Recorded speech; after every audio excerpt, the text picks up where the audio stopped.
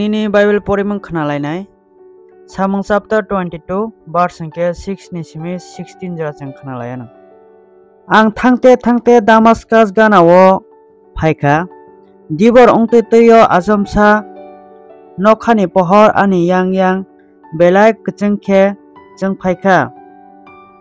Ang hawo klaika haike ano hai hinei kok sama khnaka. O Saul nung ana tam ongoi satok o subrai nung sabo honoi ang sengka.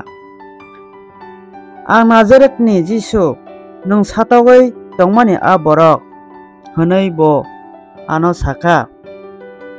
Ani logi songrok a pohor no nukha tamokhe ano kok sanai ni khorang no khnaliya. Ang hai hinei sengka subrai ang tamok khlainai haike subrai ano hai hinei saka. Basadi Damascus thangdi haike kaitor nono samang khlairena honoi kha chabui tongmani abono no nung oro sawai khnarjagano.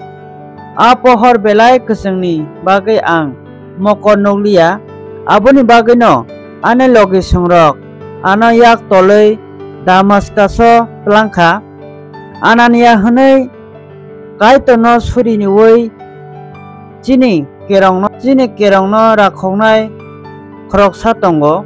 Damascus tongnai bebak judai rok bono borok kaham hono. Bo ani oro phaika haike ani gana basawai hai hinui saka. Takhuk Saul no mokol no phidi kachoi afrono ang mokol no phika haike bono naisika bo hai hinui saka. Chini chuchu songni kaitor bo kha chapmano sawai manrana bagui bini borok kaham no phunukna bagui phiya bini bukhukni kok khnarana bagui nono chungkha.